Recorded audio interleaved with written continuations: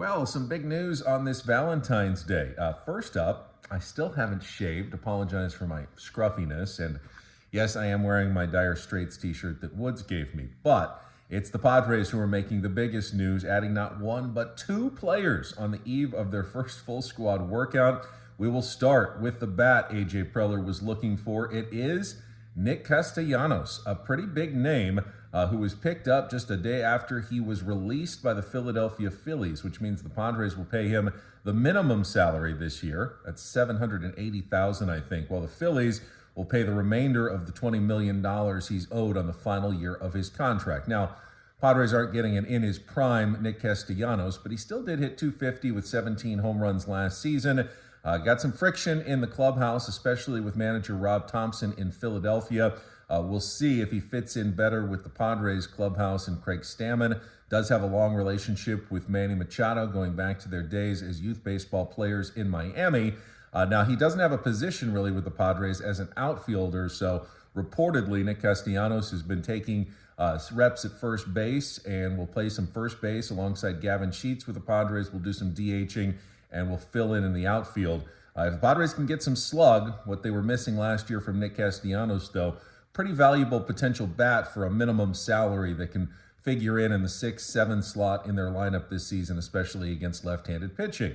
Meanwhile, A.J. Preller also picked up the veteran pitcher he was looking for, adding 29-year-old Griffin Canning. Now, if you remember the name, it's probably from his time with the Angels. He was a high school star in Orange County, then went to UCLA for 3 seasons before being drafted. Ended up with the Los Angeles Angels, where he ran into some injury problems, including a stress fracture in his back, but did win a Gold Glove Award as a really good fielder at his own position and put up okay numbers, positive WAR with the Angels. Now, ended up going to the New York Mets last season. Got off to a really good start, was 7-3 with a 3.77 ERA in mid-June when he ruptured his Achilles. So the question is the Griffin Canning who's coming to the Padres the one that looked pretty good at the start of last season with the Mets as he was starting to get healthy, had 70 strikeouts in 77 innings, or is he going to take a step backwards and that was just a fluke, a small sample size over a couple of months? He'll join the mix for that 5th starter's role behind Joe Musgrove, Nick Pivetta, Michael King, and Randy Vasquez, competing with guys like J.P. Sears, Matt Waldron, Tristan McKenzie, Marco Gonzalez for the 5th spot in the rotation, but he's done it on the big league level before, which means the Padres are definitely getting an option